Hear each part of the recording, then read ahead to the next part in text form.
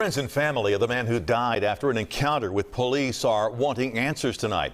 Tyre Nichols died yesterday after he was hospitalized following what investigators call a confrontation with Memphis police. The Tennessee Bureau of Investigation is now looking into this incident. WREG's Shay Arthur is live tonight after speaking with friends of Nichols. And Shay, what are they telling you? Hey, Stephanie. Hey, Greg. Well, tonight they tell me that they are shocked. They are stunned. And they're really hurt by this whole thing, hoping that TBI's investigation can shine some light into what exactly happened that night.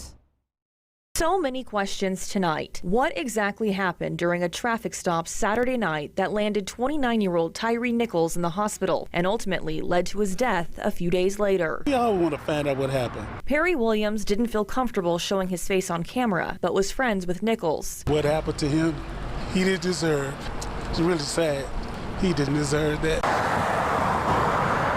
The TBI is now investigating what is described as a use of force case after Memphis police say a traffic stop in the area of Rains and Ross Roads went south. Officers say they pulled Nichols over for reckless driving. They claim as they approached his car, there was what they describe as a confrontation with Nichols taking off running. He was eventually caught, but before he was arrested, police say there was another confrontation. After he was arrested, he complained of having shortness of breath and was taken to the hospital in critical condition. The TBI telling us he died yesterday. Running is not a death sentence. It was saddening that another young black man get injured and then eventually dies from police. He wasn't a violent person at all. Nichols was a father and an avid skateboarder, described as having a small build. He was just a good guy. Nichols' family says he wasn't armed at the time of the incident. Williams hopes body camera footage from the officers that night is released.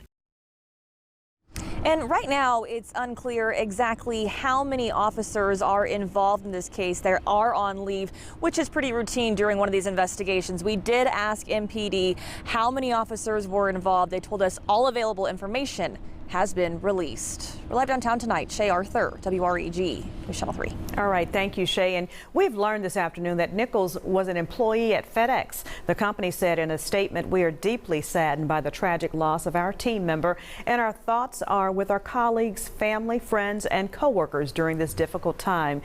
Any further questions should be directed to law enforcement at this time."